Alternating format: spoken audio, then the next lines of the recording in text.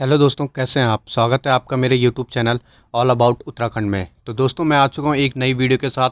जैसे हमने पिछली वीडियो में बात करी थी उत्तराखंड के प्रथम स्वतंत्रता सेनानी यानी कालू मेहरा के बारे में। तो दोस्तों, आज का टॉपिक है हमारा बद्रीदत्त पांडे, जिनको कुमाऊं केसरी के नाम से भी जाना जाता है। तो दोस्तों, काफ़ी अच्छा टॉपिक है, आपका एग्ज़ाम के लिए काफ़ी इंपॉर्टेंट है, क्योंकि आपके एग्ज़ाम में इनसे क्वेश्चन बनते हैं। तो दोस्तों, चलिए बात करते हैं बद्रीदत्त पांडे के बारे में। तो दोस्तों, अगर आप इस चैनल पर नए हो तो मेरे चैनल को सब्सक्राइब करें, बेल आइकन को प्रेस करें, जिससे कि मेरे अगली वीडियो का नोटिफिकेशन आपको मिल सके। तो चलिए दोस्तों, बात करते हैं बद्रीदत्त पांडे के बारे में। बात करें बद्रीदत्त पांडे की, तो बद्रीदत्त पांडे का जन्म 15 फरवरी 1882 को कनखल हरिद्वार में हुआ था। दोस्तों, कई बार जो ये उत्तराखंड के महान व्यक्ति है, इनका जन्म एग्ज़ाम में पूछ लिया जाता है, तो आपको पता होना चाहिए इनका जन्म 15 फरवरी 1882 को कनखल हरिद्वार में हुआ था। और दोस्तों, ये एक महान क्रांतिकारी थे और स्वाधीनता संग्राम के वीर योद्धा थे और एक सुलझे हुए उच्च कोटि के पत्रकार थे।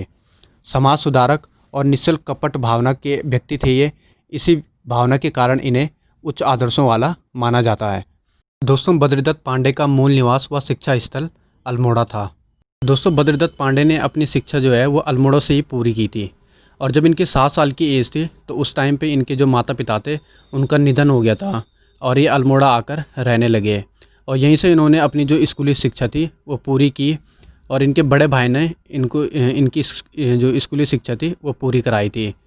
और कुछ टाइम बाद इनके बड़े भाई की भी मृत्यु होने के कारण जो इनकी पढ़ाई थी वो पूरी नहीं हो पाई थी और इनको बीच में ही वो छोड़नी पड़ी थी। तो दोस्तों, इन्होंने अपने जीवन में काफ़ी स्ट्रगल किया। उसके बाद इन्हें 1902 में सरगुजा राजा यानी छोटा नागपुर के महाराजा के स्थायी व्यक्तित्व के सचिव नियुक्त हुए। लेकिन दोस्तों, वहाँ भी इनका स्वास्थ्य यानी इनकी तबीयत खराब होगी, तो वहाँ से भी ये लौट कर अल्मोड़ा आ गए। और फिर दोस्तों, 2003 में ये नैनीताल में अध्यापक बने और 2003 में ही इनकी शादी भी होगी। और फिर 1905 में देहरादून के मिलिट्री वर्कशॉप में इनकी सरकारी नौकरी लग गई।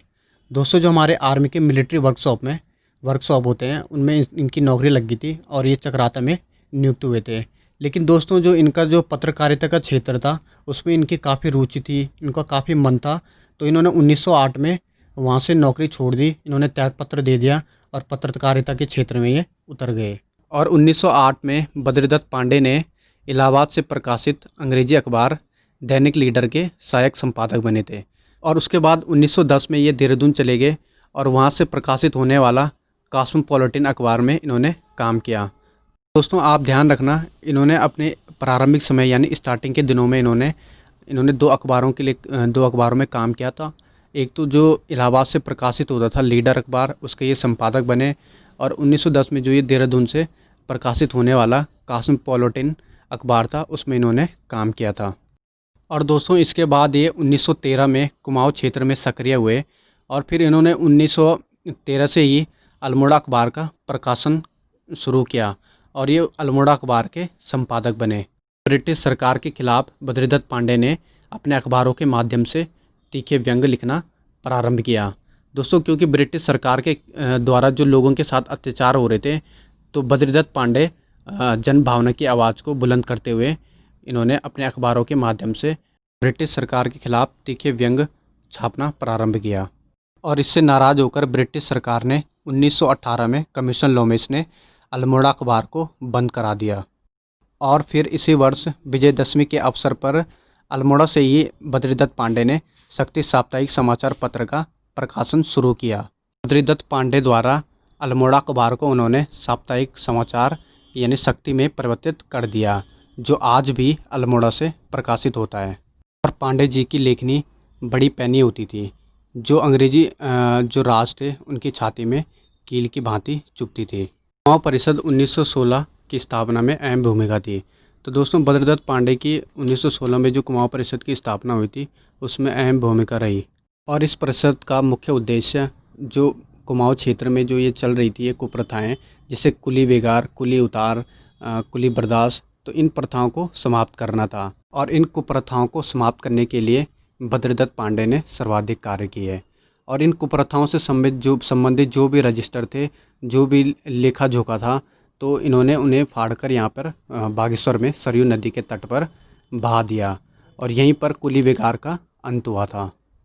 और कुली विगार को अंत करने का श्रेय बद्रीदत्त पांडे को जाता है, जिसके लिए उन्हें कुमाऊं केसरी की उपाधि से विभूषित किया गया और स्थानीय लोगों के द्वारा 2 स्वर्ण पदकों से पुरस्कृत किया गया, जिन्हें उन्होंने 1962 में भारत चीन का जो युद्ध हुआ था, उन पुरस्कारों को उन्होंने राष्ट्रीय सुरक्षा कोष में दान दे दिया था।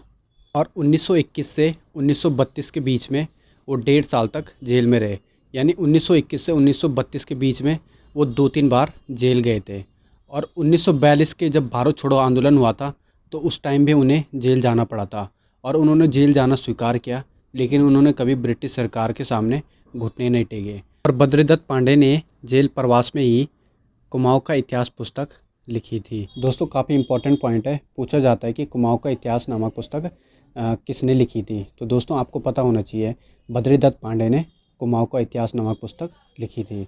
और देश आज़ादी के बाद भी बद्रीदत्त पांडे ने सामाजिक कार्यों में अपनी भूमिका निभाई और 1955 में ये सांसद भी बने। और लंबी बीमारी के चलते 13 फरवरी 1965 को बद्रीदत्त पांडे का निधन हो गया।